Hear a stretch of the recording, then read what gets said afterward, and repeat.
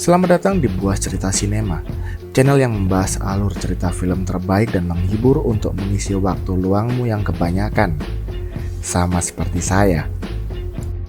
Tapi tenang, film yang kami bahas ini nggak full kok. Cuman hanya memberikan bocoran cerita di awal aja. Jadi kalian bisa nonton sendiri full filmnya tanpa harus kami spoiler di akhir cerita film tersebut. Sebelum kita mulai, tolong terus dukung kami dengan cara subscribe channel kami dan aktifkan tombol loncengnya. Jangan lupa tinggalin komentar buat kalian yang mau request film yang ingin kita bikinkan alur ceritanya. Sudah siap? Mari kita mulai.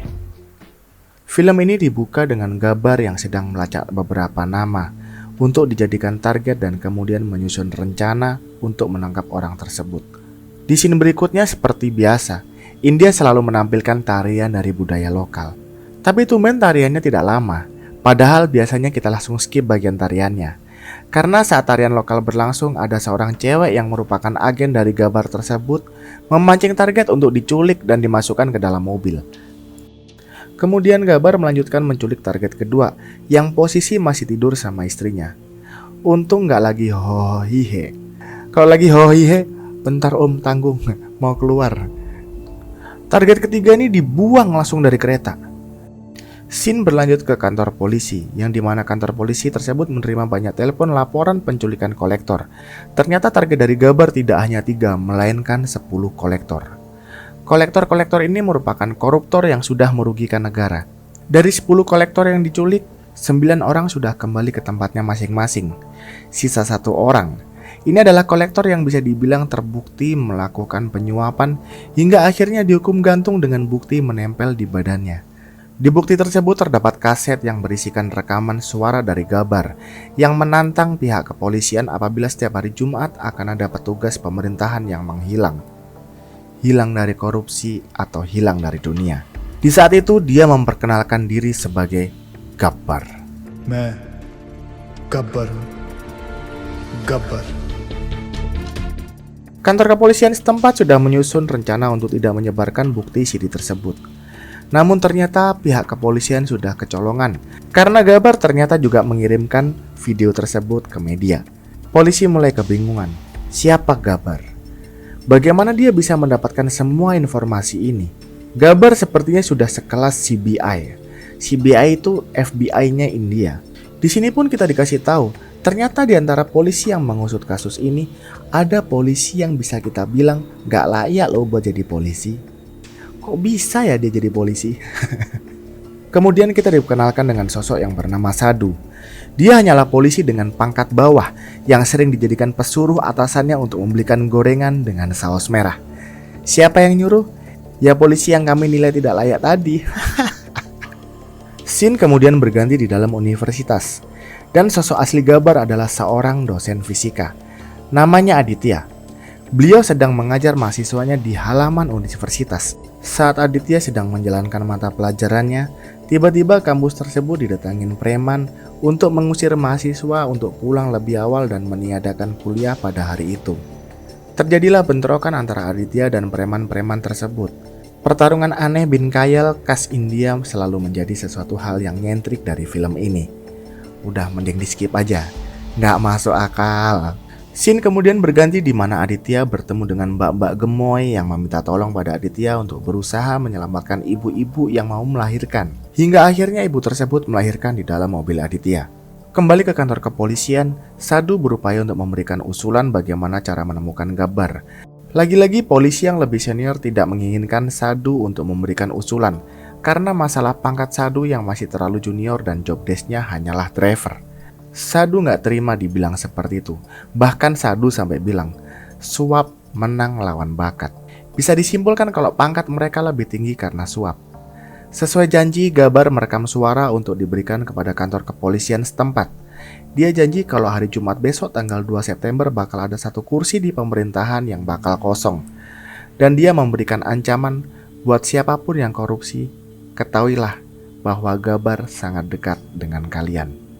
Setelah CD kedua beredar, para kolektor-kolektor dan pegawai-pegawai pemerintahan di wilayah tersebut langsung pada kocar-kacir. Mereka mengembalikan semua dana suap dan angka korupsi di kota tersebut turun drastis. Ada fenomena yang lebih aneh daripada aparat pemerintahan yang mengembalikan dana suap. Itu ketika satu polisi meminta data untuk setiap pegawai pemerintahan yang korup untuk dilindungi nyawanya dari ancaman pembunuhan Gabbar. Dan polisi lainnya malah tertawa dan bertanya, "Emang ada maling yang bakal ngaku?" Namun faktanya, ratusan aparat pemerintahan pada berbondong-bondong datang ke kantor polisi untuk menyerahkan diri. Mereka saling menyebutkan angka jumlah mereka korupsi yang bertujuan untuk mencari siapa yang paling korup di antara mereka. Karena seperti ini, semakin korup, peluang untuk dipenjara akan semakin besar. Dengan dipenjara, mereka akan lebih aman dari ancaman teror Gabbar. Yang paling lucu nih, itu ketika ada orang yang ingin menyuap polisi agar namanya dimasukkan ke dalam top 10 aparat terkorup, biar dia langsung masuk penjara. Mereka lebih takut sama Gabbar daripada sama kepolisian. Scene berganti ke Gabbar yang sedang menculik salah satu kolektor yang sudah membuat 4 orang petani bunuh diri karena sang kolektor tersebut menerima suap 180 juta rupiah untuk membuat saluran irigasi sawah dipindahkan ke pabrik gula, yang membuat sawah tersebut akhirnya menjadi kering kerontang. Tibalah dia di rumah sakit Patil. Patil adalah pemilik rumah sakit dari seorang yang sudah membunuh istrinya dan hampir membunuh dirinya. Ketika melewati lorong rumah sakit, Aditya mendengarkan adanya persekongkolan antara dokter dan suster di rumah sakit Patil untuk melakukan pemerasan ke pasien. Mendengar percakapan tersebut, jiwa Gabbar dalam diri Aditya pun muncul saat itu juga. Aditya langsung memikirkan cara. Bagaimana caranya menjebak dokter di rumah sakit Patil melakukan pemerasan ke pasien. Akhirnya dia menemukan ide brilian setelah melihat seorang ibu bernama Santi Nakpal yang menangis karena suaminya meninggal di rumah sakit munisipal yang letaknya di seberang rumah sakit Patil. Aditya meyakinkan kalau ibu tersebut bakal mendapatkan santunan uang duka yang sangat melimpah ruah dari rumah sakit Patil selama ibu tersebut mengikuti rencana Aditya. Ibu Santi mengiyakan rencana dari Aditya dengan berpura-pura kalau suaminya belum meninggal dan masih sekarat. Namun surat keterangan meninggalnya masih belum diberitahukan kepada dokter di rumah sakit Patil. Kejadian ini merupakan kejadian yang sangat lazim di India, di mana pihak rumah sakit akan memeras uang sebanyak-banyaknya. Namun pihak rumah sakit tidak melakukan hal apapun. Setelah pasien keberatan untuk membayar, pihak rumah sakit baru menginfokan apabila pasien sudah meninggal. Jahatnya tuh seperti ini. Dia tuh pura-pura butuh obat-obatan darurat. Terus keluarganya pasien disuruh untuk membeli obat di apotek yang ada di dalam rumah sakit. Obat tersebut harus langsung segera diberikan kepada dokter dengan dalih untuk langsung diberikan kepada pasiennya. Tapi nyatanya dokter mengembalikan obat tersebut ke apotek untuk dijual lagi. Ya Allah, jujur aku baru pertama kali tahu seperti ini loh. Pengen nangis loh rasanya. Pura-pura manggil dokter spesialis yang biayanya sampai berkali-kali lipat. Yang ternyata tugas dokter spesialis tadi itu cuma godain susternya di dalam ruangan. Ya Allah, mantep gak tuh? Sudah cukup mengumpulkan bukti, Aditya meminta tolong pada anak korban yang meninggal untuk merekam seluruh percakapan Aditya yang membongkar kebusukan rumah sakit Patil. Aditya meminta jaminan tutup mulut senilai 500 juta rupiah atas nama Santi Nakpal. Akhirnya Aditya mendapatkan uang sesuai permintaan walaupun sempat terjadi insiden pertarungan yang agak lebay menurut saya ya. India.